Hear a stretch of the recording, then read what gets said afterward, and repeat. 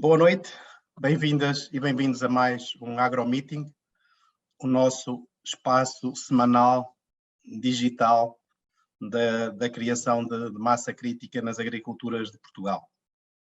O AgroMeeting é uma conferência, é um desafio a um conferencista para fazer uma apresentação durante algum tempo e depois responder às questões que os participantes colocarem por escrito no bate-papo do Zoom. O AgroMeeting é uma organização da Espaço Visual e tem o apoio mídia da Voz do Campo. Hoje é conferencista Nuno Moreira, é vice-presidente do IFAP, portanto o IFAP é o Instituto de Financiamento de Agricultura e Pescas, IP, portanto, na minha opinião, é o braço armado do Ministério da Agricultura para os pagamentos da política agrícola comum e das políticas nacionais. Portanto, Nuno Moreira é licenciado em Engenharia Civil, é mestre em Investigação Operacional e Engenharia de Sistemas e doutor em Engenharia de Sistemas. É docente universitário no Instituto Superior Técnico desde 1986. Atualmente está na categoria de professor auxiliar na secção de Urbanização, Transportes, Vias e Sistemas do Departamento de Engenharia Civil, Arquitetura e Georrecursos, onde, além da docência, foi coordenador da secção de Urbanismo, Transportes, Vias e Sistemas do Departamento de Engenharia Civil e Arquitetura, portanto, desde 2003 a 2005. Foi também coordenador do curso de mestrado em Investigação Operacional e Engenharia de Sistemas, tanto 2004 e 2005. Portanto, e depois tenho aqui uma vasta carreira de administração a nível de empresas públicas ou equiparadas. Portanto, Sr. Professor, muito obrigado por ter aceitado o nosso convite e por nos vir falar do IFAP e da agricultura vista do céu. Não sei se estou a exagerar um bocadinho no tema, mas no fundo temos aqui um desafio, uma inovação, portanto uma nova versão de vermos as agriculturas e, portanto, sinto muito honrado com a sua presença neste evento. O IFAP para nós é sempre aquele organismo que está no fim da linha, que é aquele que paga e também que promove auditorias, portanto é aquele com quem temos mais respeito, portanto é um enorme privilégio tê-lo aqui neste AgroMeeting. Muito obrigado, tenho a palavra. Muito obrigado, cumprimentar desde já todos os participantes que estão a assistir, portanto, a esta conversa, agradecer naturalmente ao Espaço Visual esta participação e este convite, e portanto é com todo prazer que irei fazer uma breve apresentação sobre o que é o IFAP e em particular algo que tem estado agora muito na voga relativamente em todo o processo, que é a utilização das imagens satélite, que nós também estamos com essa nova metodologia para fazer o controle das ajudas. Eu vou começar por compartilhar aqui a apresentação que, entretanto, foi elaborada. Ok, pronto, eu espero que todos estejam a ver. Basicamente, digamos aquilo que, entretanto, arranjei aqui um nome um pouco pomposo, que é a agricultura vista do espaço, que efetivamente já estamos a utilizar muita tecnologia associada com base em imagens satélite, portanto, e obviamente a uma altura bastante considerável, e penso que acho que é uma forma de começarmos a divulgar, digamos, os novos processos de controle que, entretanto, começamos também a utilizar, e penso que também não deve ser visto como sendo um processo de bicho-papão, mas deve ser algo do dia-a-dia, portanto, naturalmente, vamos começar a trabalhar. Vou cobrir essencialmente 4 tópicos. Um primeiro tópico será só falar um pouco sobre o IFAP, o que é que nós fazemos e qual é o impacto que nós temos relativamente em termos do que fizemos o ano passado, em termos de pagamentos. depois uma pequena apresentação sobre o que é a monitorização com imagens de satélite, em termos de metodologia. Depois um outro tema que também está muito associado a este processo, que é a questão das fotografias georreferenciadas, que é também um processo que nós desenvolvemos para dar apoio aos agricultores no contacto com o IFAP. Peço desculpa, isto volta e meia está a mudar, mas está com o sistema automático e, portanto, tem que ter aqui algum cuidado. E depois mostrar também alguns resultados com o que nós fizemos no ano 2021 relativamente à monitorização. Portanto, ou seja, alguns resultados e quais foram as suas aplicações. Ora bem, relativamente ao IFAP, o que é o E? Todos sabemos, é um organismo, é um instituto público, tem um regime especial e que está integrado à administração indireta do Estado, temos autonomia administrativa e financeira e património próprio para o desenvolvimento das nossas atividades. Portanto, o seu modelo administrativo com que foi criado. Quais são as missões que nós temos? Há duas componentes principais, é proceder ao pagamento das medidas definidas. Só aqui um pouco para baixar. Ok. Proceder ao pagamento das medidas definidas a nível nacional e comunitário, portanto, todas as ajudas a nível da agricultura, desenvolvimento rural, pescas e alguns setores conexos, somos o instituto que faz o pagamento dessas medidas e também propor a segunda vertente, políticas e estratégias, tecnologias da informação e comunicação. Portanto, ou seja, toda a parte da informática, devemos propor essas políticas e apoiar esse mesmo desenvolvimento no âmbito do setor da agricultura. As atribuições, portanto, há um conjunto de garantias que nós devemos cumprir sobre o funcionamento dos sistemas de apoio, das ajudas diretas, garantir o cumprimento como organismo pagador do fundo do FEAGA e do fundo do FEADER, portanto, são os dois fundos da Comissão que nos entrega para nós fazermos os seus bons pagamentos.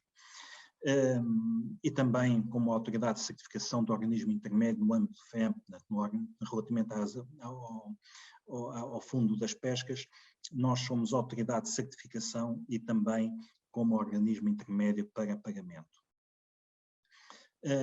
Também temos que executar a política estratégica das tecnologias de informação e apoiar o desenvolvimento da agricultura e das pescas, como todo o setor agroambiental. Em termos de objetivos estratégicos, temos que implementar uma política de qualidade na concessão e gestão das ajudas e incentivos, ou seja, aqui devemos procurar que todas as ajudas sejam pagas com prazos o mais curto possível, portanto, porque obviamente a partir do momento em que existe um pedido de pagamento, devemos otimizá-lo e manter uma regularidade dos pagamentos e também a sua boa fiabilidade, portanto há aqui um princípio neste nosso objetivo que também é garantir o bom pagamento dessas ajudas, potenciar também a interação com os beneficiários com recurso a processos inovadores e desmaterializados, ou seja, melhorar toda a interação com os beneficiários de modo a que seja eliminada toda a componente do papel, sejam processos cada vez mais desmaterializados e inovadores nessa componente. E também neste caso aqui é reforçar as competências do capital humano dentro do próprio IFAP, também é outra competência estratégica que nós temos. O que é que nós fizemos no ano de 2021? Tivemos no total cerca de 220 mil beneficiários, ou seja, a quem nós fizemos algum pagamento. Em termos de área paga, rondou o valor de 3.700.000 hectares, em que, de alguma maneira, tiveram associadas a algum pagamento, normalmente aqui estamos a falar de pagamentos de superfícies, e o montante pago rondou os 1.600 milhões de euros que foram pagos pelo IFAP a todos estes beneficiários. Portanto, isto no ano de 2021. Em números redondos, temos aqui uma distribuição pelos diferentes fundos. Em termos de FEAGA, pagamos 868 milhões de euros, portanto, são as ajudas, tipicamente as ajudas diretas, uma grande parte. Do FEADER, 687 milhões, já depois outras ajudas, já nas pescas no FEAMP, 64 milhões e outras ajudas nacionais de ordem de 31 milhões, o que faz um total de 1.650 milhões de euros, que entretanto foram pagos em 2021. Já em termos da sua distribuição pelo tipo de ajudas, portanto, ajudas diretas, são 665 milhões, que é muito próximo daquilo que é a totalidade do FEAGA, que ela também se distribui para algumas medidas de mercado, desenvolvimento rural, medidas de mercado, POSEI e também depois outras ajudas, que algumas também que são pagas, portanto, que não estão aqui referenciadas, também são de menor monta, mas temos, por exemplo, gasóleo, colorido ou outras ajudas, que também damos essa mesma percentagem. Portanto, isto dá-nos mais ou menos uma ideia de qual é o montante de todas estas ajudas. O que temos basicamente, e já agora reforçando um pouco aqui esta componente, já agora aqui em termos dos fundos, importa realçar que nós, como organismo pagador, fazemos parte daquilo que é toda uma cadeia de apoio à agricultura. Naturalmente que o Ministério define as principais políticas, e temos aqui uma outra entidade que também é muito importante em todo este processo, que é a Autoridade de Gestão do PDR 2020. É a Autoridade de Gestão do PDR 2020 que faz a distribuição e o lançamento dos avisos para aquilo que são as ajudas de investimento. Portanto, todas essas medidas são lançadas em termos de avisos e de candidaturas que são efetuadas no PDR 2020, que são analisadas pela Autoridade de Gestão, que decide e que avalia a sua valência, a sua avalia técnica e que depois decide a quem é que deve ser atribuída a ajuda, a partir do momento em que essa decisão é tomada.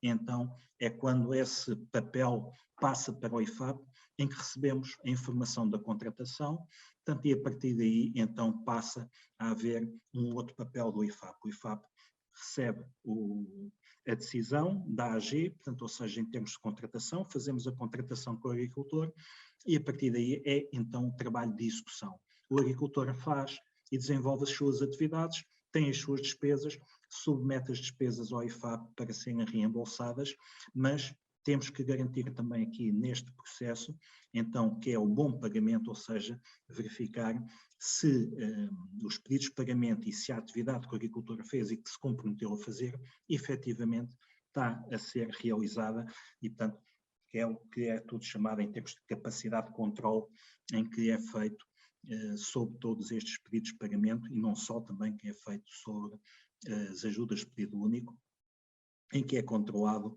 ou administrativamente ou também com visitas no campo, visita às próprias empresas, para verificar a conformidade da realização dos contratos, porque obviamente existe aqui um princípio que é a ajuda é feita, é dada, mas também se pretende alguma coisa em troca, que é a realização do projeto por parte do beneficiário. No caso das ajudas de FEAGA, portanto, já não existe propriamente uma autoridade de gestão, portanto, a candidatura já não é feita com a autoridade de gestão, já é uma candidatura feita no IFAP. Estas são as ajudas de pedido único, em que normalmente também existe uma candidatura, um sistema de controle administrativo e também de controle in loco. Portanto, isto só para diferenciar que o nosso papel está muito mais naquilo que é, além de atribuir o financiamento, também garantir que os compromissos associados a esse mesmo financiamento são concretizados. Como falei, nas ajudas diretas existe todo este papel de controle sobre as ajudas, portanto são ajudas muito orientadas à superfície, e há algo que, entretanto, começou a ser trabalhado juntamente com a Comissão já há alguns anos, que é a monitorização de todas estas ajudas do pedido único com base em imagens de satélite. O que é isto, ou o que é que se pretende com esta monitorização com as imagens de satélite?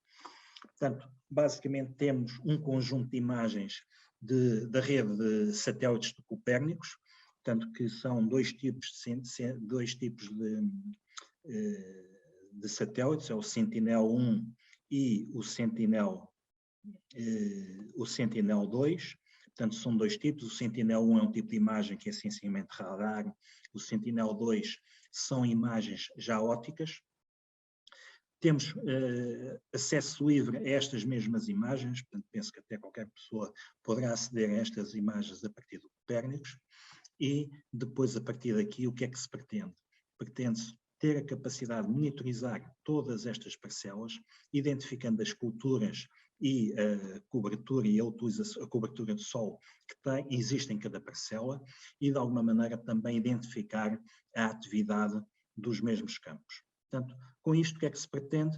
Pretende-se pagar ao agricultor, após uma interpretação automática de todas estas validações, que, sendo automática, permite uma avaliação e um controle de todas as parcelas, dá-nos informação para avaliar a performance das políticas e também nos permite obter informação para partilhar, quer para o ambiente e para os serviços climáticos. Portanto, são tudo informações que são extremamente úteis.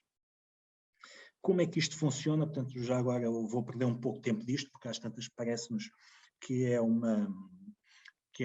quase uma caixa negra ou quase uma magia, mas depois de explicado ligeiramente, também não é assim tão complicado como isso.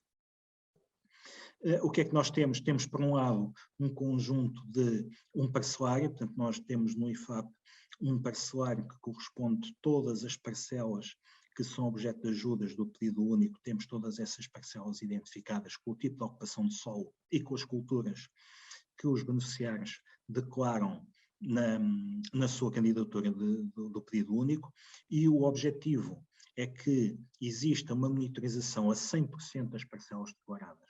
Atualmente, o controle que é feito é só a cerca de 5% das parcelas, com visitas em loco, e, portanto, pretende-se que, de uma forma automática, haja uma monitorização a 100% dessas mesmas parcelas. As imagens de satélite que nós temos e que estamos a utilizar são as imagens visuais do Sentinel-2, elas são disponibilizadas gratuitamente pela Comissão e, portanto, temos acesso. Elas são recebidas de 5 em 5 dias, portanto, ou seja, o satélite faz um varrimento sobre o país de 5 em 5 dias, portanto, é o tempo de intervalo entre imagens. Portanto, ao longo de uma campanha, temos dezenas de imagens de satélite sobre o nosso país. Tem aqui um pequeno defeito que é compensada pela frequência, que é a sua resolução é de 10 metros, ou seja, corresponde a que cada pixel tem uma dimensão de 100 metros quadrados, portanto é um quadrado de 10 por 10. Mas tem aqui uma outra vantagem, é que tem aqui o que é chamados 11 espectros de banda. O que é isto de 11 espectros de banda? Basicamente é que aquilo que é uma imagem visual que nós vemos no dia-a-dia é aquilo que está naquilo que é chamado no espectro visível, em que nós conseguimos pegar aquilo que nós vemos e conseguimos identificar 3 cores típicas, o azul, o vermelho e o verde. A combinação destas 3 cores permite-nos fazer a mistura e a composição de toda a imagem. Mas isto é a imagem visível.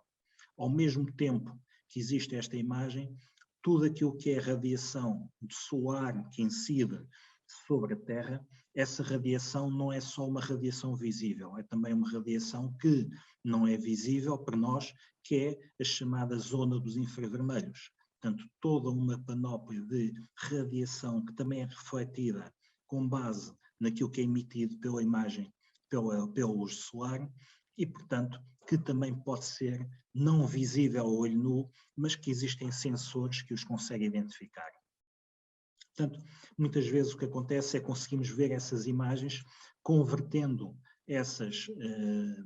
esta banda, ou se quiserem, estas frequências em escalas de cinzentos, e depois aparentemente parecemos aquilo que é muitas vezes, como já vimos muitas vezes nos filmes, as imagens em infravermelho, que basicamente é num espaço em que está tudo escuro, conseguimos visualizar a radiação infravermelha, que é algo que nós não conseguimos ver, mas que temos óculos que nos permitem fazer isso.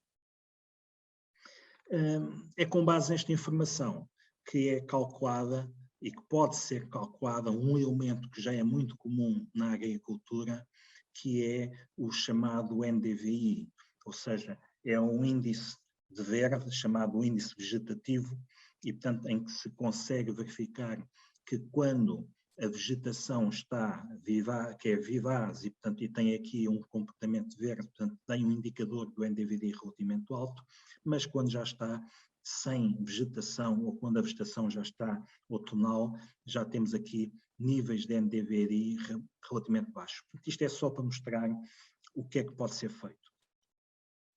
Algumas imagens que nós podemos comparar, já agora para ver como é que isto se comporta.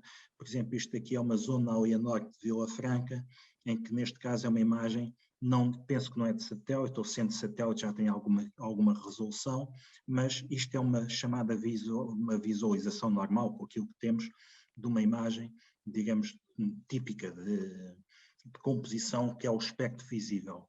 Se aplicarmos aquilo que é o espectro invisível, o espectro do NDVI, já temos um comportamento deste tipo. Ou seja, neste caso, é muito fácil identificar todas as componentes que não são agrícolas. Há umas componentes agrícolas que já são uma componente verde e temos aqui todo um conjunto de campos de cultura, aqui neste caso, aqui à direita, porque neste caso estavam se calhar só arados e ainda não tinham qualquer vegetação visível neste momento. O que é que isto nos pode dar em termos de informação? Não é só uma imagem que nos dá informação, porque elas depois, entretanto, dão pouca informação, mas outra coisa completamente diferente é só pegar na sequência de imagens. E se pegarmos agora nesta sequência de imagens, em que temos aqui a imagem mais antiga e tenho aqui uma parcela aqui bem identificada, em que eu depois tenho aqui o que é a evolução desta, enquanto esta aqui já é uma imagem tirada em maio, esta aqui já será a segunda, digamos, à direita, em cima já será uma imagem retirada em julho, e portanto neste caso o que se verifica claramente é que existe aqui um índice de NDVI muito elevado, portanto, ou seja, existe uma cultura bem vincada. Já depois aqui embaixo à esquerda já são imagens de setembro, já conseguimos ver que toda à volta já terão sido terrenos que terão sido limpos, ou colheitas que foram recolhidas e que foram entretanto limpas.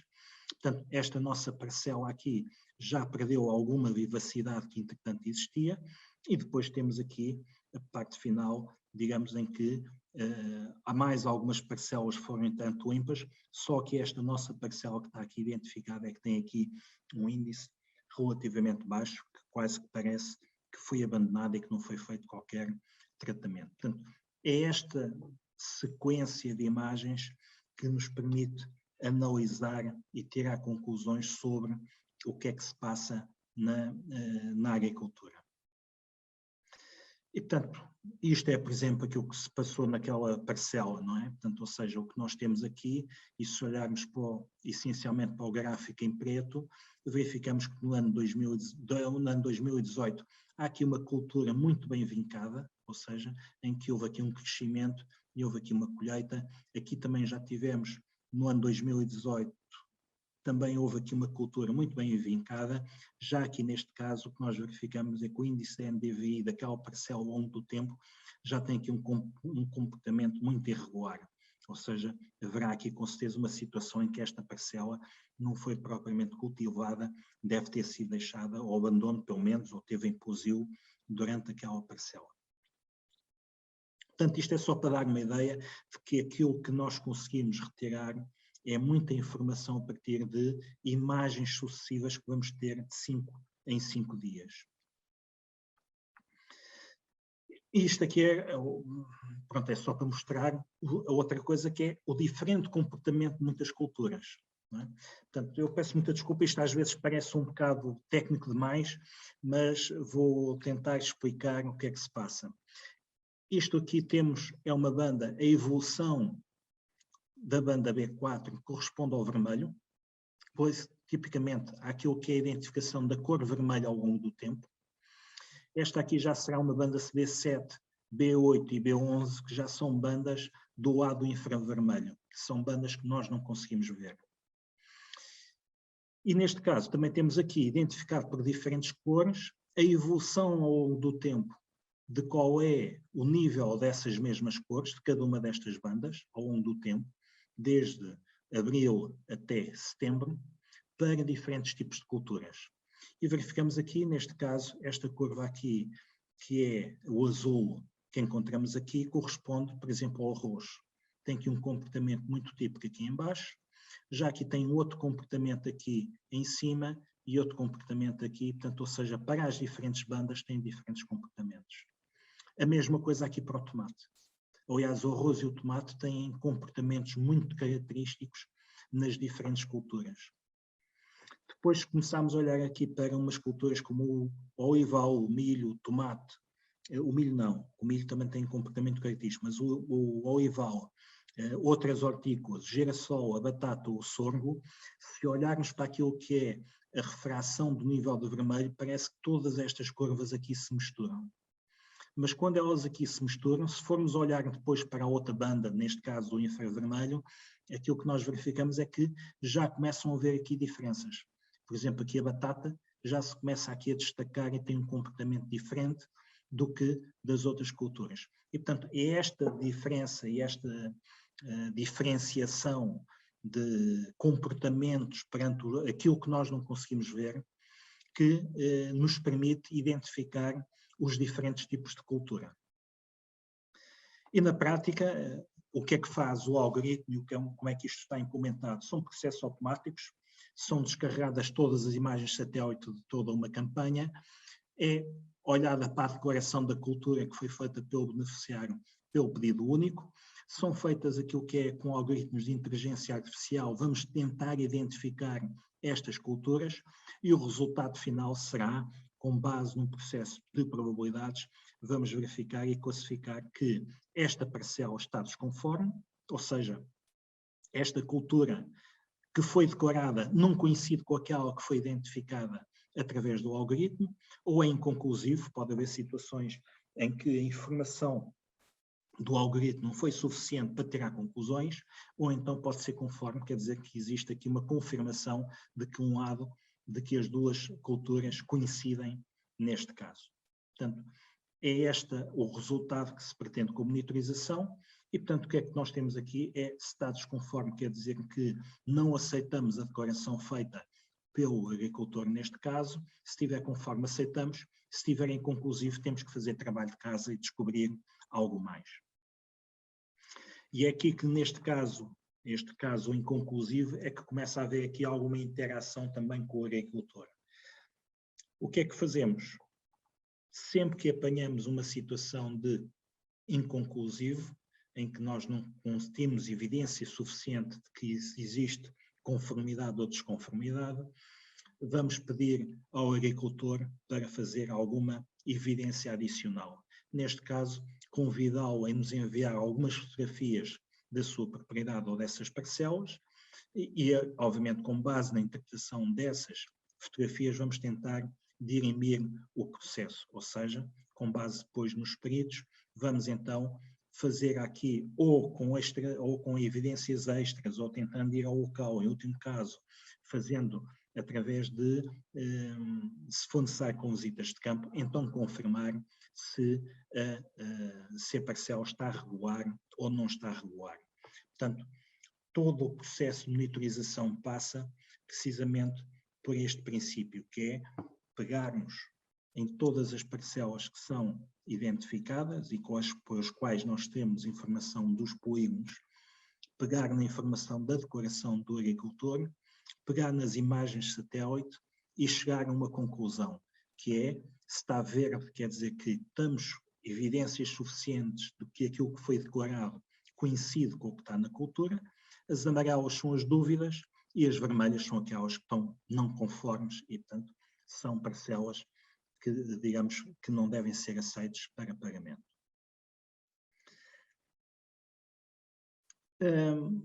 Ainda antes de passar à parte final, que digamos que é analisar os resultados de 2021, que penso que são interessantes como nós aplicamos.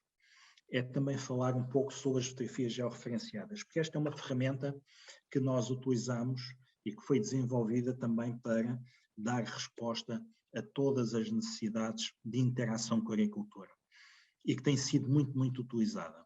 O que é isto da fotografia georreferenciada? Basicamente é pegar na informação de GPS e capacidade de muitos telemóveis que têm e, obviamente, retirar o agricultor poder tirar uma fotografia com o seu telemóvel, com uma aplicação específica, e enviar essa informação com todo um conjunto de informação ou de metadados adicionais, de data e hora, ou seja, qual é a localização, sabemos onde é que foi tirada a fotografia e a sua orientação, e também com uma autenticação, ou seja, garantir, digamos, através de um sistema robusto, que não existe aqui alteração ou alguma alteração sobre as fotografias. Esta é uma aplicação que foi desenvolvida no IFAP, portanto, ou seja, não sei se já alguns têm conhecimento desta aplicação do IFAP Mobile, portanto, que pode ser descarregada na loja de iOS ou gratuitamente no iOS ou então da Google para os sistemas das Apple ou então dos Androids. Ela está disponível, ela permite ver, digamos, o beneficiário autenticando-se pode ver e verificar, por exemplo, quais são os pagamentos e calendários, e tem aqui alguma informação, ainda não muito útil, mas alguma informação relativamente reduzida, mas tem aqui uma aplicação que pode ter as fotografias, e essa aqui é que é muito, muito utilizada. Ela está disponível quer para os beneficiários, quer para os técnicos do IFAP, parcelário e controladores, portanto, quer para uns que é outro, portanto, qualquer beneficiário pode utilizar a aplicação. Ela tem a vantagem que é inserir as fotografias diretamente no parcelário, portanto, ou seja, faz uma integração dos dados diretamente no parcelário e localiza na parcela em que foi retirada, faz o registro sobre as coordenadas, localização em que foi tirada a fotografia, sob a orientação, portanto, em que direção foi tirada a fotografia, a data, e também identifica o utilizador que está a enviar a fotografia. E também tem uma questão de segurança que não permite a manipulação de todos estes metadados que estão associados à fotografia. Qual é a grande dificuldade que existe para já nesta aplicação? É que alguns smartphones que sejam relativamente mais antigos, ou mesmo alguns que sejam relativamente mais fracos, têm alguma dificuldade de trabalhar com esta aplicação. Porquê? Porque ela exige aqui alguma precisão relativamente àquilo que são as coordenadas de GPS que o telemóvel pode captar, e também deve ter uma bússola integrada, de modo a conseguir também nos retirar a orientação em que é tirada a fotografia.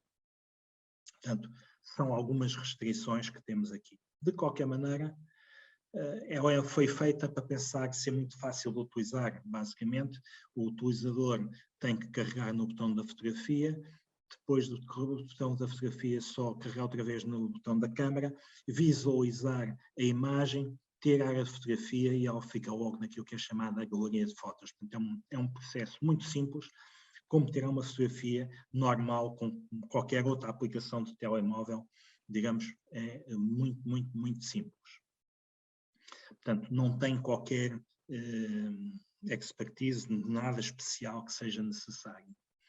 Em termos de enviar as fotografias, aqui neste caso, enquanto que para ter as fotografias não é necessário fazer a autenticação como utilizador, portanto, tudo isto aqui ele pode entrar e ter acesso em qualquer momento, pode ter as fotografias. Já para enviar as fotografias para o IFAP e para o parcelário, tem que fazer essa identificação. Vai à galeria de fotografias, seleciona as fotografias e, portanto, basta enviar a fotografia. Portanto, ou seja, nesta componente é que se calhar é conveniente estarem com uma rede Wi-Fi para evitar consumo de dados. Portanto, esta aplicação de fotografias georreferenciadas foi pensada para ser essencialmente muito fácil de utilizar. Portanto, para ser igual quase a uma máquina fotográfica normalíssima e que não precisa de cobertor de rede.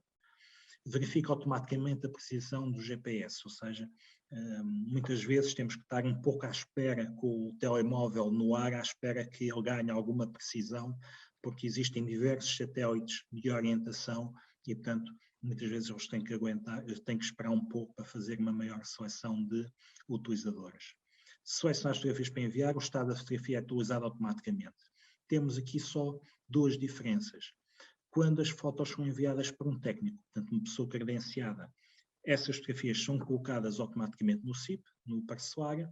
Quando são enviadas para um beneficiário, são colocadas no estado pendente de revisão.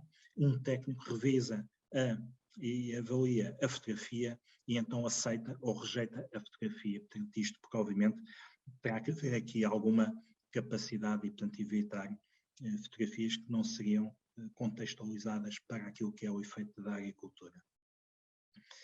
Portanto, basicamente, depois no parcelário o que aparece é, para quem já viu umas imagens de parcelário do nosso CIP, neste caso aparecerá aqui com um pequeno triângulo que identifica que a fotografia foi retirada nesta posição, naquela direção, e temos a capacidade depois de visualizar a fotografia. Em termos de números, só para vermos já uma pequena aceitação de como é que o processo tem estado a funcionar, em termos dos técnicos, nós já começámos com uma boa utilização por parte dos nossos técnicos, em 20 com 50 mil fotografias, em 21 duplicámos perto de 100 mil fotografias. E já em 2022 já estamos com quase 50 mil fotografias por parte dos técnicos. Dos beneficiários, enquanto começou de uma forma muito tímida, portanto em 2020 também não havia uma grande divulgação, ou começámos a divulgação, portanto só foram obtidas 31 mil fotografias, em 2021 já 122 mil fotografias e em 2022 já temos 62 mil fotografias retiradas pelos beneficiários integradas no sistema. Quer dizer que, se formos ao nosso parcelário, já lá temos retiradas com esta aplicação quase 500 mil fotografias que foram retiradas.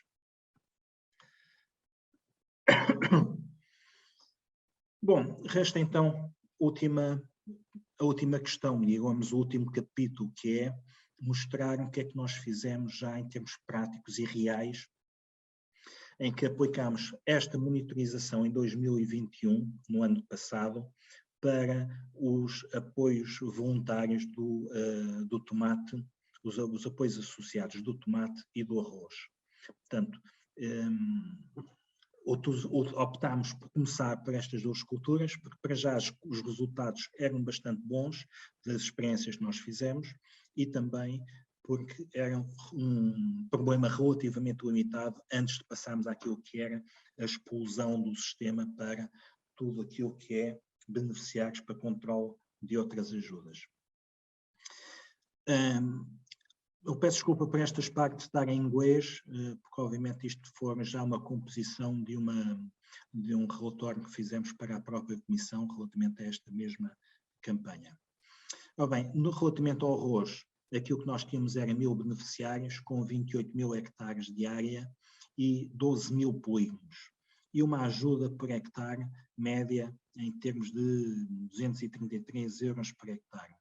Já para o tomate, tínhamos apenas 340 beneficiários, 16 mil hectares e 3 mil polígonos, com uma ajuda unitária por hectare de 288 euros. Como é que temos esta distribuição? O arroz muito concentrado aqui no Vale do Sado, também aqui no Tejo e do Soraya, também está aqui muito bem identificado, e também aqui mais já próximo de Aveiro, também temos aqui as culturas já da zona de Mondego, aliás estava a dizer Aveiro não, aqui já mais perto da Figueira da Foz, da zona de Mondego, portanto onde se concentram mais as culturas do arroz. Já o tomate, apesar de haver aqui alguma distribuição em todo o Alentejo, aqui no Alentejo, temos uma grande concentração do tomate aqui na toda a zona ribatejana, com toda esta concentração. Portanto, só para mostrar um pouco esta distribuição das culturas. O que é que nós utilizamos? Em termos de imagens de satélite, foram as imagens Sentinel-2, portanto, as imagens ópticas. Pegámos naquilo que é o parcelário, com todos os polígonos que nos identificavam as culturas e que tivessem uma cultura declarada de arroz ou de tomate, e aplicado o resultado do processo de monitorização, os resultados que nós tivemos foram estes. Ou seja, numa primeira perspectiva, em que tivemos no arroz 12.500 polígonos, que correspondiam a 28 mil hectares, nós tínhamos 10 mil polígonos que foram classificados como conformes, ou seja, em que se identificou que efetivamente tinha arroz, ou seja, correspondia a 27 mil hectares. Em termos de inconclusivos, temos 1.779 polígonos, portanto, que correspondia a 961 hectares, e 27, ou seja, que eram 34 hectares, estavam classificados como não conformes. Já do lado do tomate, tínhamos aqui, neste caso, dos 2.995, quase 3.000 polígonos, nós tivemos estes 16 mil hectares, 15 mil hectares, ou quase 16 mil, foram classificados conformes, 35 hectares com inconclusivos e 10 hectares com informação de não conformes, ou seja, que aquilo que estava declarado não coincidia com aquilo que estava identificado. Ou seja, logo de uma forma automática, existe aqui uma grande compliance, ou seja, aqui uma grande ajuste entre aquilo que é declarado e aquilo que, entretanto, é verificado em termos de imagens de satélite. Uma percentagem relativamente baixa de amarelos, em termos de área, e de inconclusivos também baixa. Portanto, em termos de polígonos, também temos aqui um valor. Aquilo que se ressalta também muitas vezes é, em muitos casos, estes amarelos resultam também muito de algumas polígonos serem tão pequenos que não tinham qualquer capacidade de serem analisadas e, portanto, automaticamente são colocadas dentro daquilo que é o amarelo, quando o algoritmo não tem capacidade de fazer o tratamento de alguns polígonos que são mesmo demasiado pequenos. O que é que resultou destes amarelos? Ora bem, estes são os inconclusivos, são depois aquilo que acaba por ser o maior problema, foi que a maior parte destes polígonos em que nós não conseguimos fazer o tratamento deles, eles eram muito, muito pequenos, ou seja, não havia a capacidade, ou tinham um formato muito estranho ou muito comprido e, portanto, não conseguiam ter pelo menos 10 metros de largura para ter uma informação. E, portanto, são esses que aparecem aqui na sua globalidade. Alguns que foram, estes aqui, que foram aqueles que o próprio algoritmo não conseguiu recolher a informação. Neste caso, só houve 3 do lado do tomate que não chegaram a ser conclusivos. Portanto, aqui a maior dificuldade, neste caso, é polígonos muito pequenos, ou então que tinham aqui um formato muito, muito irregular. Alguns exemplos, já agora, para mostrar aquilo que aconteceu, ou de alguns destes polígonos. Por exemplo, neste caso, um exemplo de um polígono que tem cultura de arroz identificado. Portanto, aquilo que acontece neste caso, e podemos verificar aqui, é esta linha verde correspondia àquilo que é o índice de NDVI, o índice médio, em que depois temos aquilo aqui atracejado, aquilo que é o índice de NDVI médio de todos os polígonos, não é? Portanto, ou seja, existe aqui um ajuste deste comportamento, desta parcela em particular, aquilo que lá está. Temos aqui um outro índice, que é o índice amarelo, que este é o NDFI, já agora, que é um Fold Index, que é um índice que identifica se existe o alagamento, não é? Porque para a cultura do arroz era uma das condições essenciais que durante o mês de junho houvesse aqui o alagamento da superfície de cultura. Portanto, teria que haver aqui. E neste caso, nesta parcela identificada, foi bem identificado aqui o índice de alagamento, quando a média se encontra aqui embaixo também, que é suficiente para identificar. Este é um exemplo, digamos, de uma cultura conforme, e portanto a fotografia também, em alguns casos, os agricultores tinham sido notificados previamente, também nos forneceram muitas fotografias, e podemos confirmar aqui neste caso a cultura do arroz.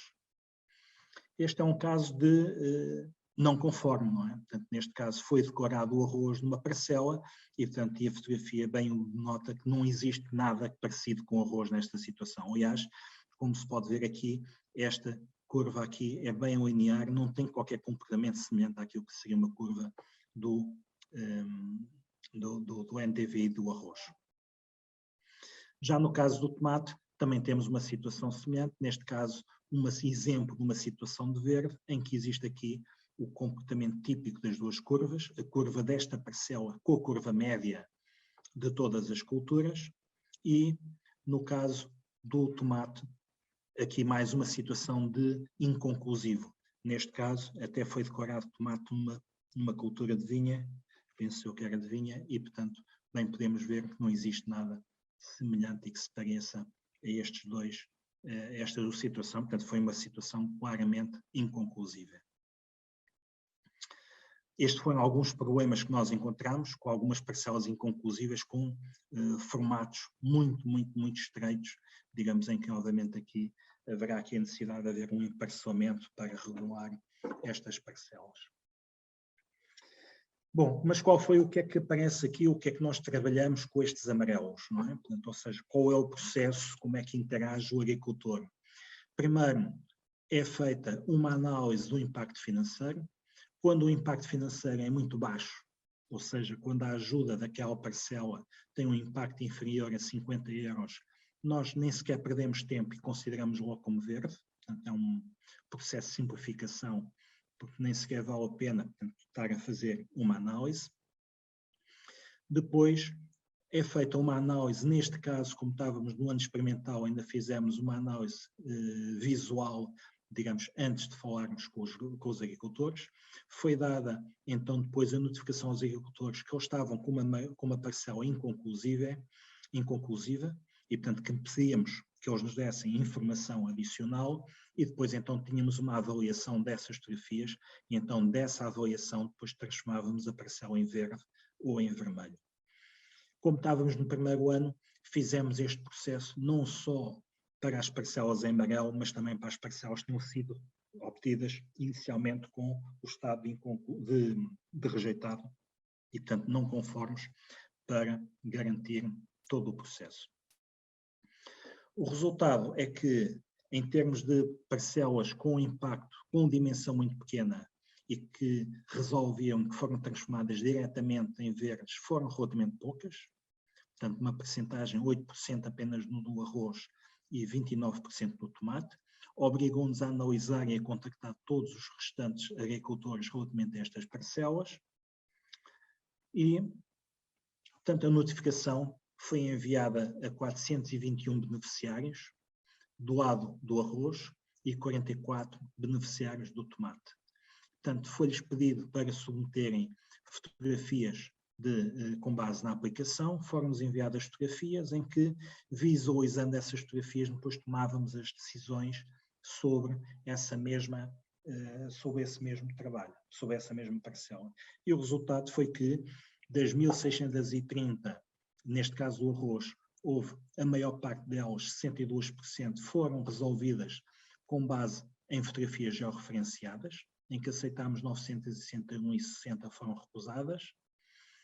Outras imagens que foram utilizadas, Google, outras coisas assim do género, portanto, já teve aqui um outro tratamento, com visitas rápidas que foram feitas a algum controle no local, também nos permite resolver mais alguns casos. Portanto, tudo isto foi o processo utilizado para transformarmos as amarelas em verdes ou vermelhas. Para o tomate, a mesma coisa, portanto, grande percentagem delas, mais de metade, foram resolvidas através das fotografias de satélite.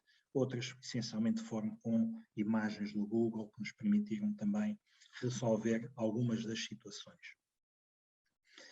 Em termos finais, portanto, basicamente é o processo automático deu-nos este resultado inicial e, portanto, após o tratamento, então, em que eliminámos todos os amarelos, nós obtivemos, em termos de adequação do arroz, 97% dos polígonos representavam 99% da área. Já para o tomate, conseguimos quase a totalidade da informação. Portanto, isto foi aquilo que conseguimos em aplicação com o sistema de monitorização de satélite no ano 2021 e que vamos repetir também em 2022. Portanto, o que é que houve aqui? Houve uma muito boa aceitação dos agricultores relativamente a todo o processo. Portanto, eles colaboraram imenso no envio de fotografias georreferenciadas e mandaram-nos bastantes. Obviamente houve aqui um contacto e uma informação prévia, digamos, a todos estes agricultores, em que os avisámos previamente como é que o processo ia ser feito. Portanto, agora também verificamos com os mesmos recursos foi possível controlar 100% dos beneficiários. Isto, a grande vantagem de todo este processo é que permite-nos diminuir o quadro sancionatório, ou seja, se nós conseguimos controlar a totalidade dos beneficiários, deixamos de aplicar tantas sanções e podemos é fazer outra coisa, que é simplesmente não pagar, porque obviamente o quadro sancionatório procura ser mais pedagógico e, digamos, e penalizar quem declara não conforme e, portanto, com uma monitorização 100% não precisamos ser tão exigentes. Posto isto, pronto, para 2022 vamos fazer a monitorização também do tomate e do arroz da mesma forma. Vamos testar já a aplicação do processo de monitorização para outras culturas e esperamos que em 2023 poder aplicá-lo de uma forma geral para verificar as culturas de todas as candidaturas de uma forma sistemática. E pronto, eu espero não ter sido demasiado aborrecido com pormenores bastante técnicos, mas não quis, obviamente, pelo menos acho que é extremamente interessante, pelo menos tentei que se fosse relativamente simples para transmitir um bocado como é que funciona toda a monitorização com base nas imagens de satélite. Muito obrigado a todos.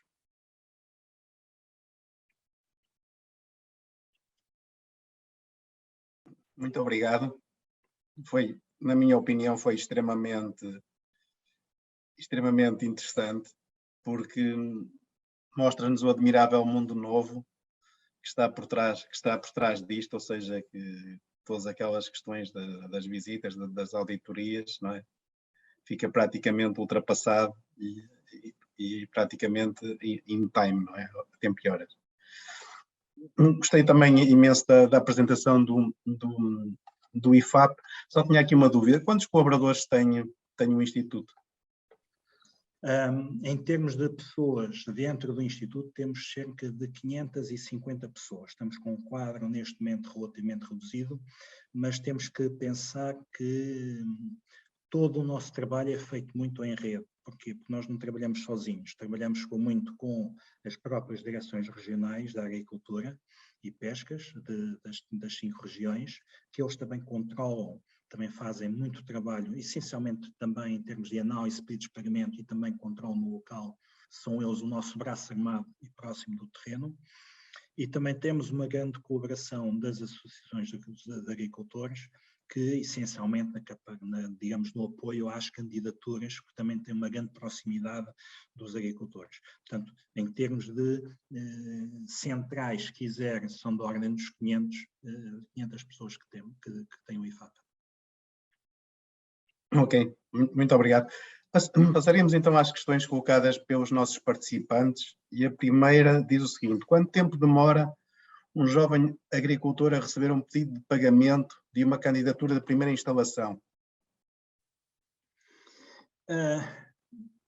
A análise de pedido de pagamento, portanto, ou seja, submetido um pedido de pagamento, nós temos uma regra base que são cerca de 60 dias para fazer a análise do pedido de pagamento. Portanto, ou seja, em termos médios, deveria ser perto dos 60 dias, 2 meses, se considerarmos depois alguma desfasagem, digamos, de alguns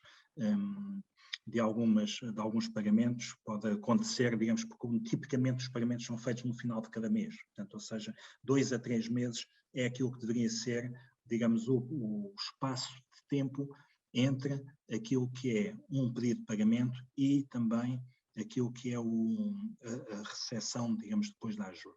Portanto, tipicamente deveriam ser 2 a 3 meses e temos cumprido de uma forma geral esse mesmo prazo.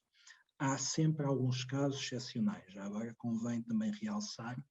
Porquê? Porque em termos daquilo que é o controle de investimento, por vezes temos que fazer o chamado controle no local, portanto, e isso é um processo amostral, digamos que é feito de uma forma aleatória, e quando um pedido de pagamento recai em termos de controle no local, infelizmente fica o pedido de pagamento pendurado a aguardar a finalização desse controle no local. E o controle no local pode demorar mais 1, 2, 3 meses, portanto, aí atrasa significativamente, nesse caso, esses pagamentos.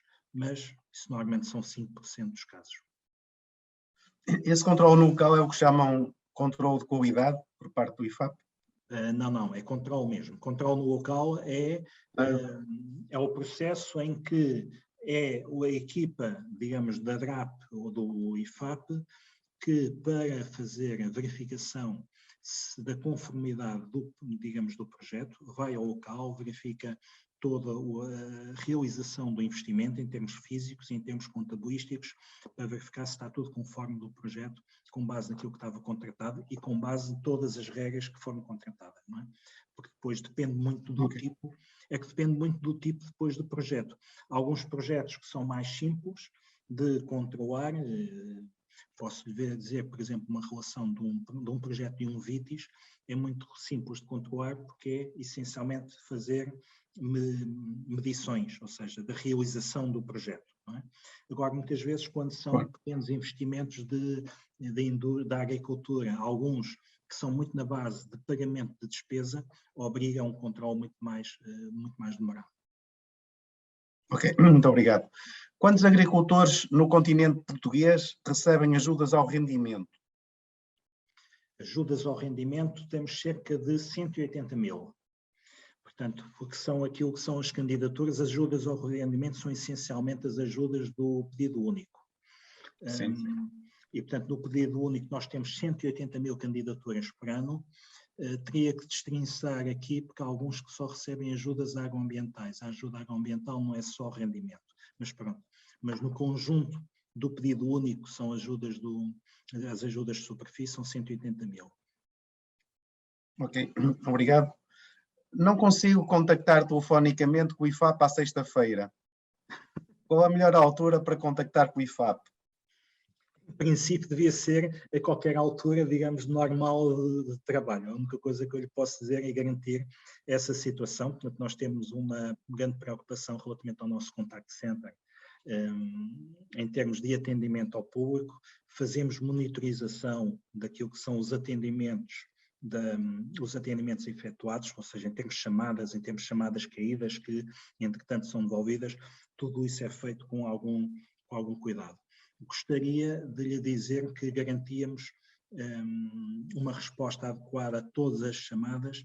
Infelizmente nem sempre é possível, mas aquilo que é a chamada do contact center do IFAP deveria e tem esse funcionamento, o horário está estabelecido, temos pessoas constantemente a receber essas chamadas. E, portanto, poderá acontecer em alguns dias é que exista aqui alguma fila de espera e que, obviamente, as pessoas demorem um pouco mais a atender. Mas não deveria ser assim. Mas estamos com alguma falta de pessoal, isso é certo. Ok, obrigado. A centralização dos serviços do IFAP em Lisboa não tira ligação ao terreno à vossa organização? Não, porquê? Porque é como eu lhe disse, nós trabalhamos muito em rede, não é? Portanto, ou seja, temos aquilo que são as DRAPs, são o nosso braço armado relativamente àquilo que é o contacto com os agricultores. Qual é o papel das DRAPs, das Direções Regionais de Agricultura e Pescas? São eles que estão a trabalhar, por um lado, também com a autoridade de gestão, em termos de análise dos pedidos das candidaturas. Portanto, são eles que fazem muito esse trabalho. Também são eles que fazem a análise dos pedidos de pagamento, tanto da sua região, não é? Também são eles que fazem o controle no local da sua região. Portanto, isto em termos muito de trabalho que é delegado neles na componente da DRAP. Nós, como Serviço Central, temos que garantir, essencialmente, que todos eles trabalham da mesma maneira. Ou seja, procurar que um controle no Algarve seja feito da mesma forma que no Norte e, portanto, que não existam disparidades e, portanto, que exista aqui uma uniformidade de critérios. Portanto, é isso que procuramos fazer.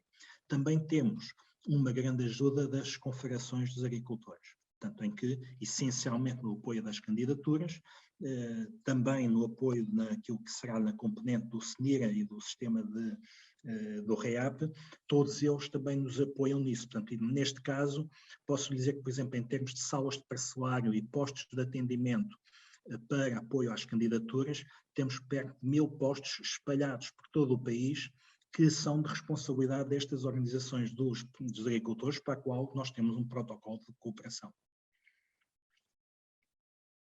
Excelente. As ajudas públicas ao investimento do PDR 2020 que pagam têm auditorias de que entidades? Tem auditorias as auditorias ou controle, não é? Portanto, ou seja, Sim, ao controle, sim. Sim. Então, se estivermos a falar em termos de controle no local, Sim. é para verificar se existe uma adequação, a responsabilidade é do IFAP, quem a faz no terreno são as DRAPs ou é o IFAP. Portanto, nós também fazemos algumas desses controles no terreno. Se estivermos a falar em auditorias já são externas do IFAP e já são ou da Inspeção-Geral de Finanças, da IGF, ou então da própria Comissão. Mas as auditorias, o que procuram fazer é, as auditorias, neste caso a IGF ou da Comissão, o que procuram verificar se os controles que nós fazemos estão bem feitos ou não. Isso é uma percentagem diminuta, não é? Essas auditorias da IGF ou da Comissão. Obviamente que quando nós fazemos o controle no local, já não é uma percentagem, já não é 100%. Temos aquilo que temos. Claro. Já agora no investimento, há duas componentes. Há uma chamada que é a visita física ao local, que é todos os projetos têm pelo menos uma visita física ao local, para verificar a conformidade da existência física. Além disso, depois de uma forma amostral e aleatória, ou em alguns casos com base em parâmetros de risco, fazemos o controle no local, digamos, a verificar a conformidade e também, então, toda a componente contabilística, digamos, então aí vamos avaliar o projeto todo. Portanto, essa já é o chamado controle no local. Depois, a componente da IGF já será uma percentagem mais reduzida, que é só confirmar se o trabalho do IFAP está a ser bem feito ou não. Ok, próxima questão. Tendo subido os valores de aquisição dos fatores de produção, significa que o IFAP está a aumentar proporcionalmente as respectivas comparticipações? Se perguntarmos se é o IFAP que aumenta, não. Porque nós, como organismo pagador, portanto, não temos esta competência de decidir qual é a ajuda, se deve ser maior ou não. Portanto, a única coisa que eu lhe posso dizer e adiantar relativamente a isso, que isso tem sido uma preocupação em termos da tutela, que tem estado preocupada com o incremento, o aumento dos fatores de produção, essencialmente nos projetos de investimento. E, portanto, esse é um elemento que é reconhecido e que a própria tutela já identificou, portanto, e tem estado a procurar ver como é que consegue resolver esse problema, porque obviamente é um investimento, digamos, há um projeto que é feito num ano, se obviamente quando vai ser executado um ano depois, com toda a inflação que houve, se entretanto pode tornar inviável um projeto. Efetivamente existe esse trabalho que está a ser trabalhado, mas portanto aí temos que aguardar sobre aquilo que a autoridade de gestão ou o Ministério manda fazer sobre isso. Mas isto só para lhe dizer que existe aqui uma segregação muito clara de funções, não é? Ok. Portanto, quem decide é a autoridade de gestão do PDR 2020. Exatamente. Nós temos que colaborar no ponto de vista que tentar operacionalizar os processos de modo a que eles sejam o mais simples possíveis, não é? Claro. Atendendo que o IFAP tem licença bancária, pergunto se poderia atribuir as ajudas financeiras europeias através de empréstimos de muito longo prazo. Vamos lá ver. A questão que se põe relativamente às ajudas de muito longo prazo, elas podem ser atribuídas desde que existam fundos para esse mesmo fim. Todos os fundos que nós temos do FEADER e do FEAGA correspondem a ser fundos para curto prazo. Se queremos fazer, se tivermos aqui um fundo, digamos que possa ser utilizado, um fundo mutualista ou outro, que entretanto possamos utilizar como empréstimo, naturalmente nós poderíamos fazer. É necessário que exista esse dinheiro e que seja colocado esse dinheiro à nossa disposição para o fazer. Eu posso lhe dar um exemplo, neste caso, que é algo que estamos a fazer juntamente com o ambiente, em que existe um programa que é chamado Emparcelar para ordenar, em que, neste caso, pode um beneficiário candidatar-se a uma ajuda com base num subsídio reembolsável, e é um subsídio reembolsável já a longo prazo, em que ele recebe, portanto, ou seja, recebe uma determinada quantia que ele necessita para comprar o terreno do vizinho para aumentar esse emparcelamento, para aumentar as áreas e, portanto, para fazer aumentar e coordenar todo esse território. E, naturalmente, que nesse caso o dinheiro que lhe é atribuído é um dinheiro que vem do fundamental e que ele ficará depois a reembolsar, digamos, a longo prazo. Então, portanto, existe também essa facilidade. A única coisa que é necessária é que seja definido o programa, é preciso que seja definido esse fundo, porque nós não somos uma instituição bancária, portanto, nós não temos esse dinheiro para atribuir, nem temos o orçamento para esse efeito, não é? Sim, tem que ter o fundo para o efeito. Obviamente que sim. Já agora que falou no emparcelar para ordenar, fica-me a curiosidade, que é um tema que a mim me interessa de sobremaneira, como é que tem funcionado? Há muita adesão? Neste momento ele tem havido pouca adesão ao processo. Não sei qual é o processo, sei que não chega a uma dezena de candidaturas com um montante da ordem dos 300 mil euros, penso eu. Portanto, estou a falar de cor relativamente ao processo, relativamente àquilo que está. A percepção que temos é que, se calhar, todo o processo do emparcelar, devido às condições em que ele se aplica, com todo um trabalho administrativo prévio que é necessário, que pode torná-lo, se calhar, pelo menos difícil, ou pelo menos será, se calhar, difícil no arranque, não é? Até que as pessoas consigam fazer tudo aquilo que é necessário. Tá? Mas não tenho estado a acompanhar na totalidade do processo. Ok, obrigado. O IFAP tem feito estudos de opinião dos seus serviços junto dos seus utilizadores? Sim. Essencialmente da componente do atendimento. A componente do atendimento é uma componente que nós fazemos sempre com muito cuidado, contact center, com estudos de opinião, com pedido de inquéritos para saber mesmo esses resultados. Julgo que poderá encontrar alguns desses resultados no nosso portal. Portanto, eu penso que julgo que sim, porque havia orientação para fazer essa divulgação, mas não consigo gerar neste momento se sejam disponíveis já ou não. Ok. Certo. Obrigado. Todas as medidas e ações que o IFAP paga ajudas são sujeitas a auditorias da União Europeia? Se forem ajudas comunitárias, sim. Portanto, ou seja, porque também temos algumas ajudas que não são comunitárias.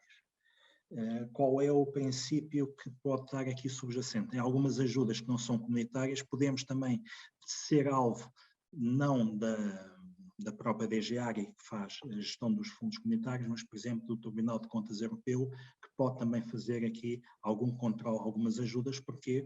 Porque também estamos limitados naquilo que são as ajudas nacionais por causa da questão da concorrência entre os países. Portanto, também existe aqui alguma limitação nesse tipo de ajudas e, portanto, podemos ser alvos também de auditorias nesse campo. Obrigado. A minha internet está com algumas dificuldades, peço desculpa. O Covid-19 levou a um sobre-esforço de trabalho por parte do IFAP para responder às necessidades dos agricultores? Vamos lá ver. Houve aqui, por um lado, eu não diria que tivemos um aumento de trabalho, tivemos muito trabalho, algum trabalho que nós tivemos para tentar aligerar o processo ou o efeito do Covid aos agricultores. Procurámos simplificar algumas tarefas, que também nos simplificou também a nós, digamos, no caso do pedido único, passámos a simplificar muito o processo, ou seja, passar a utilizar a internet e também o e-mail como sendo um processo de validação. As assinaturas digitais que não eram habituais, começámos também a utilizar mais as assinaturas digitais, portanto simplificámos muito esses processos e houve aqui uma grande preocupação em alterarmos alguns procedimentos para dar resposta àquilo que era o distanciamento que houve durante o período de confinamento. Obrigado. É verdade que há atrasos de pagamentos aos agricultores devido ao Orçamento de Estado para 2022 não estar aprovado? Não temos esse tipo de situações. Portanto, o pagamento aos agricultores, aquilo que nós temos neste momento, não está dependente das ajudas do Orçamento de Estado, porque elas são, digamos, fora do orçamento, portanto já estão, digamos, e para já, digamos, não haverá problemas de maior ou não estamos com esse tipo de atrasos. Elas são muito suportadas em fundos comunitários e os fundos comunitários não dependem do Orçamento de Estado.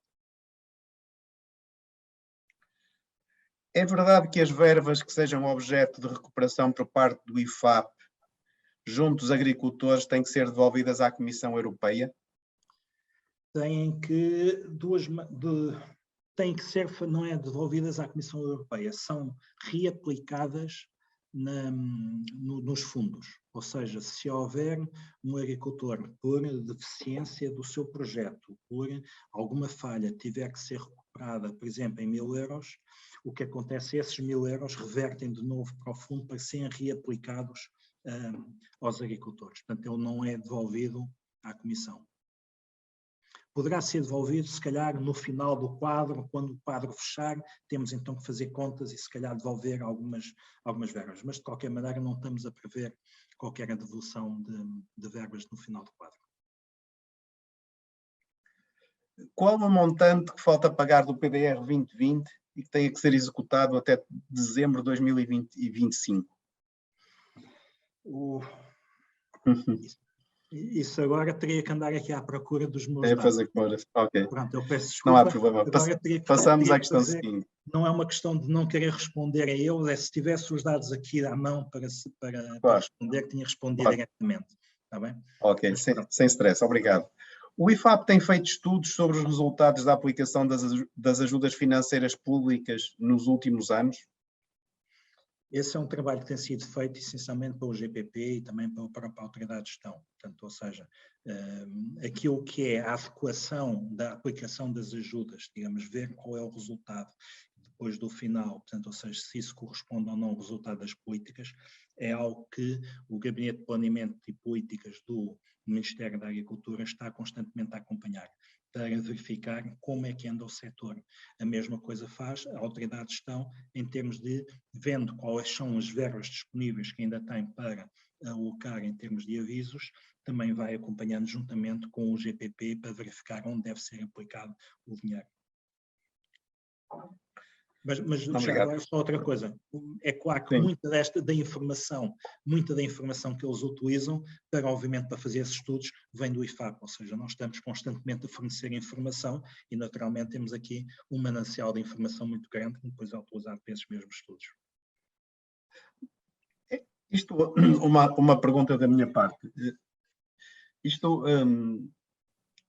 Há um mal português que é a questão de executarem os projetos em cima das datas limite, não é? Portanto, isto há uma sobrecarga sobre os fins de datas de projetos e sobre os fins de quadro, não é? Ou é só um mito urbano? Não sei se é um mito urbano ou não, ou relativamente... Vamos já ver. A partir do momento em que existe um projeto que esteja aprovado, e que ele esteja aprovado, depende muito do agricultor depois de começarem a colocá-lo em andamento. Portanto, ou seja, já é de responsabilidade do próprio agricultor. E, portanto, por vezes, a dinâmica de iniciar não é imediata, não é? Portanto, se calhar muitas vezes também existe alguma demora da administração em dar a resposta em alguns projetos, mas aquilo que se verifica muitas vezes é que nunca são criadas as condições ideais, portanto, ou seja, para o agricultor começar a fazer todo o seu projeto.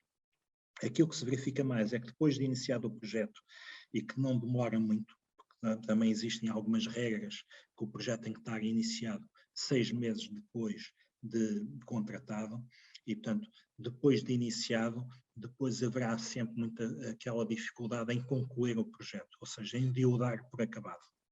Portanto, isso às vezes acontece e, portanto, muitas vezes ficam projetos há algum tempo por concluir. De qualquer maneira, a própria Autoridade de Gestão vai acompanhando todas essas situações e, naturalmente, quando os prazos se alongam muito, portanto, chega-se ao fim, digamos, das duas uma, o beneficiário pede um ligeiro adiamento do prazo para depois acabar o projeto, ou então terá que, de alguma maneira, devolver o dinheiro.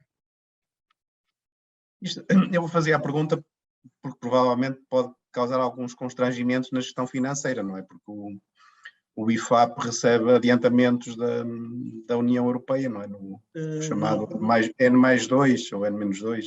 Não é tanto. O adiantamento que recebemos não é de muita monta. Aquilo que nós temos, aquilo que é o rumo normal em termos de processos, é que temos aquilo que são empréstimos que são feitos pelo Estado ao IFAP, ou adiantamentos que é o próprio Estado que nos faz a nós, e depois nós vamos pedir o reembolso à União Europeia relativamente a todos estes valores. Portanto, trimestralmente, nós estamos sempre a pedir o reembolso dessas mesmas verbas.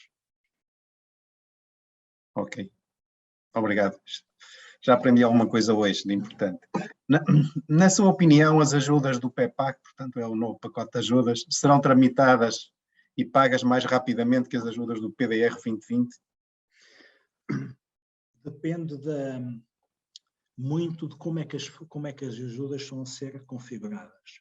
Tem havido uma grande preocupação da Comissão em insistir que as ajudas do investimento sejam cada vez mais feitas com base em custos unitários ou preços unitários e cada vez menos com o reembolso de despesa. O processo que temos em que assentou muito o PDR 2020 foi muito na componente de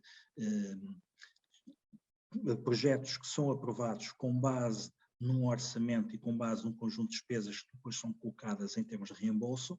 Se substituirmos todo este processo, não destas maneiras, mas por um processo muito mais semelhante ao que temos no processo de VITIS, em que existe um preço unitário que é pago para um determinado objeto, então nessa altura todos os pagamentos acabam a ser muito mais rápidos. Portanto, desburocratizar, simplificar do nosso lado, simplificar também do lado do agricultor. Portanto, se mantivermos um processo muito semelhante àquilo que era investimentos, digamos, genéricos, como houve muito no PDR, será isso que acontece. Se conseguimos converter muitos desses investimentos de uma forma com custos unitários, já será muito mais simples.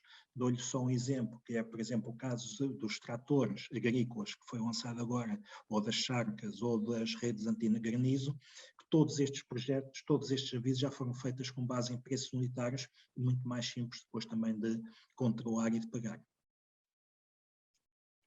Ok, obrigado. Qual a percentagem de projetos de investimento por parte dos agricultores que são objeto de alterações ao investimento? Não sei. Se Ok, quer que lhe diga, não sim. sei qual é,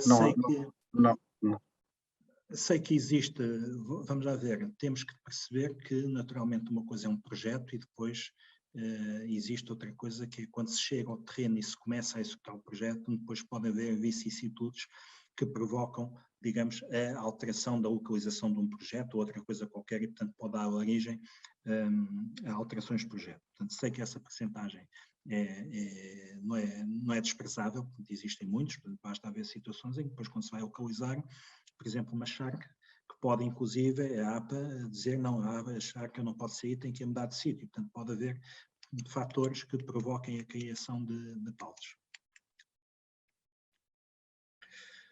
Faço parte de uma organização de produtores, tenho o respectivo plano operacional reprovado pelo IFAP, depois de ter sido aprovado pela Direção Regional de Agricultura e Pescas. Do ponto de vista de hipótese, como se pode explicar este tipo de problemas? Pode-se explicar no caso da DRAP, pode não ter feito, digamos, uma análise adequada, não sei. Portanto, isso são situações particulares que teria que ver qual foi a razão que deu origem a isso.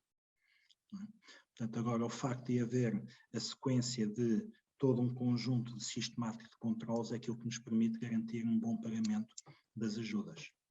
Agora, se foi devidamente recusado ou não, só mesmo analisando os casos concretos é que nós podemos analisar e concretizar. Claro. Dizem que as ajudas ao rendimento poderiam ser feitas de forma digital por cada agricultor através do seu telemóvel. É verdadeira esta afirmação? Ainda estamos um bocadinho longe desse tipo de processo, não é? Portanto, obviamente pretenderíamos que naturalmente que pudesse o agricultor, aliás, já hoje o próprio agricultor pode fazer a sua candidatura através através da sua área reservada no portal do IFAP. Portanto, isso já é possível. Portanto, qualquer agricultor pode fazer as suas ajudas. Aquilo que nós identificamos neste momento é que o processo de candidatura das ajudas do pedido único muitas vezes pode ser um bocadinho complexo e difícil, muitas vezes porque é um bom conhecimento de tudo aquilo que está subjacente, caso contrário poderá haver aqui uma candidatura errada. Há muitos casos de agricultores que fazem a sua própria candidatura, mas a maioria, e a grande maioria deles, é sempre feita com base numa organização de agricultores que dá o apoio. Estamos a trabalhar, obviamente, a tentar simplificar este processo de candidaturas, de modo a que ele seja mais intuitivo e mais fácil para o agricultor. Será provavelmente só em 2023 que teremos essa mesma possibilidade de ter algo mais simples. Se for mais simples, já teremos com certeza mais agricultores que poderão fazer a sua própria candidatura. O IFAP também participa na negociação do PEPAC junto à Comissão Europeia? Vamos lá ver como é que... Não é uma questão de negociação. Portanto, nós não negociamos, quem negocia é, digamos, os serviços do GPP, o Gabinete de Planeamento e Políticas do Ministério. Nós estamos em constante colaboração com o GPP para permitir, digamos, no sentido de uma facilidade, uma operacionalização dessas mesmas medidas. Portanto, é essa a colaboração que estamos sempre constantemente a fazer. Portanto, esse é o nosso trabalho. Mas fazemos parte, digamos, do processo natural, não é? Portanto, ou seja, não entramos dentro do processo negocial, mas sistematicamente e sempre que é necessário também estamos nas reuniões juntamente com o GPP e com a Comissão nestes processos de negociação. Não é? Mas quem lidera é o GPP. Ok. Participações financeiras e societárias tem o IFAP e quais os respectivos resultados? Não temos participações financeiras em outras empresas. Tivemos em tempos uma das florestas, mas que era um fundo de gestão de florestal, que era a Floresta Atlântica, que entretanto, não, essa ainda temos, mas que não tem resultados, portanto é uma aplicação, digamos, é um fundo, digamos, para todos os efeitos. Claro. Quais as razões que explicam que o IFAP tenha de cumprir regras diferentes em sede das diferentes auditorias face à Autoridade de Gestão do PDR 2020 e às Direções Regionais de Agricultura e Pescas? Estamos a falar em termos das auditorias de controle, porque é que nós fazemos algo diferente, ou será porque é que os outros fazem diferente de nós? Sim, ou isso. Provavelmente isso. Sim. Repara, há aquilo que é chamado, aquilo que são normas de controle, normas de verificação. Portanto, e obviamente o que poderá acontecer muitas vezes é que os técnicos que fizeram uma análise feita do lado da AG ou do lado de uma DRAP não terem cumprido ou terem escapado uma outra norma, uma outra validação. Esta poderá ser uma razão. Também poderá haver outras razões subjacentes. É que muitas vezes também, por exemplo, pedidos de pagamento serem controlados apenas amostralmente e numa primeira amostra não ser selecionado um conjunto de valores que nos davam depois, digamos, uma conclusão diferente. Portanto, poderá haver situações desse tipo. Portanto, isso normalmente teremos que sempre perceber caso a caso quais são as situações. Pode haver situações mais diversas, como por exemplo uma DRAP ser mais exigente no controle e depois, quando chega ao IFAP, o IFAP justificar perante o agricultor e conseguir do agricultor algumas evidências adicionais. Pode haver muita justificação para muitas dessas diferenças. Portanto, também podemos ter situações em que um primeiro controle, o agricultor não nos deu a informação que era solicitada, mas depois confrontada com o pedido de audiência prévia, então já o agricultor já nos vem dar a informação facultada que depois pode responder a isso. Mas são respostas vagas que eu só lhe posso dar um bocado. Claro. É a realidade da vida, não é? Há uma multiplicidade de realidades e, portanto, também gera uma multiplicidade de problemas, não é? Não há uma tipificação Não é uma acredito eu. tipificação, e repare, muitas vezes são problemas que nós podemos chegar até identificar assim, olha, houve um erro nesta avaliação porque os técnicos não conseguiram ser coordenados. A minha grande preocupação é, isto não pode ser regra. Pode acontecer, naturalmente, um juízo de avaliação diferente por duas pessoas, porque também temos que ter essa capacidade. Aquilo que nós estamos sempre a tentar procurar, quer com ações de formação em termos de todos os nossos técnicos, os técnicos das DRAPs, é que todos eles estejam a trabalhar de uma forma uniforme. E, portanto, a nossa preocupação é que essas exceções sejam isso mesmo, exceções. O pagamento do VITIS é feito de forma mais rápida que um pequeno investimento de um grupo de ação local? Penso que sim. Qual é o VITIS? O que é que tem? O VITIS é um pagamento com custos simplificados em que obriga aquilo que é chamado um controle a 100%. E, portanto, normalmente o que demora mais tempo relativamente àquilo que é os pagamentos vistos é depois do pedido de pagamento ser submetido, e digamos que está agora a acabar o prazo de submissão dos pedidos de pagamento da campanha do ano passado. Existe aqui um período em que os técnicos das DRAPs vão visitar e vão medir aquilo que foi a execução do investimento. Portanto, demora mais tempo esta tarefa de ir ao local e fazer a medição, porque depois dessa medição feita e do controle carregado, o pagamento é imediato. Ok. Eu acho que há mais questões, mas ficaríamos por aqui. Estamos a 4 minutos do final. Agradeço-lhe as respostas e nesta fase eu peço ao conferencista se pode fazer um resumo entre a apresentação e as questões colocadas, que fique como síntese para a memória futura e como tantos pontos mais importantes e mais relevantes deste evento. Não, repara, aquilo que eu podia dizer destes conjuntos de questões que foram colocadas, foram muito questões colocadas sobre aquilo que é o interesse do beneficiário na relação com o IFAP. Portanto, ou seja, sobre a minha apresentação em concreto sobre aquilo que é a visualização do espaço, não houve grandes dúvidas, não houve grandes questões, e, portanto, e obviamente penso que aquilo ou eram demasiado técnicas, mas também era mais informativo que eu procurava fazer, portanto, e obviamente que também não era uma questão muito técnica, é mesmo, o objetivo era ser mais formativo nessa sessão, nesta componente. Relativamente àquilo que são todas as perguntas feitas, elas estavam muito orientadas com aquilo que são as necessidades dos agricultores.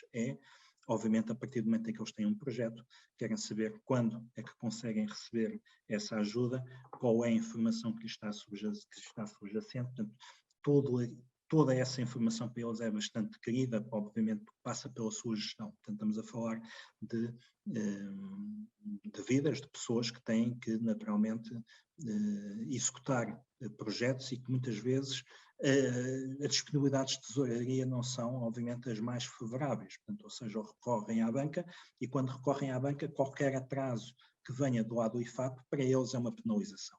Portanto, nós sabemos isso e é por causa disso que existe sempre aqui algum esforço para tentar minimizar todos estes tempos que estão associados aos pagamentos. E outro é naturalmente aos controlos. Portanto, é algo que muitas vezes os agricultores têm algum medo do lado dos controlos. Não é, eu acho que aquilo que se deve ter aqui muita preocupação é que quando existe um projeto para ser realizado, se tiverem dúvidas, tentem o apoio, digamos, das confederações, das organizações dos agricultores, que sei que eles estão sempre prontos a ajudar para esclarecer muitas dessas dúvidas. Eles são, efetivamente, um bom braço armado de contacto com os agricultores para tirar o apoio, para tentar também perceber e também para mais facilmente também pôr problemas ao IFAP. Muito obrigado, Sr. Vice-Presidente do IFAP. Foi uma conferência muito interessante, em que aprendemos imenso sobre o IFAP e sobre as novas tecnologias que eu acredito que no futuro próximo nos irão simplificar o relacionamento com o IFAP. Portanto, é isto que nós pretendemos com estas conferências, é aprendermos, é criar massa crítica, é ficar a saber aquilo que não sabíamos antes destes eventos. Muito obrigado. Peço desculpa aos participantes que colocaram questões e que não conseguimos responder por falta de tempo. Agradeço também quem esteve connosco até agora, tanto no Zoom e no Facebook. Portanto, agradeço a participação e, portanto, cá voltaremos na próxima quarta-feira para falar sobre a importância da investigação e da inovação no desenvolvimento de sistemas alimentares sustentáveis e, portanto, será o orador, tanto Nuno Canada, presidente do INIAV. Portanto, Sr. Professor, muito obrigado, foi um enorme gosto estar aqui consigo.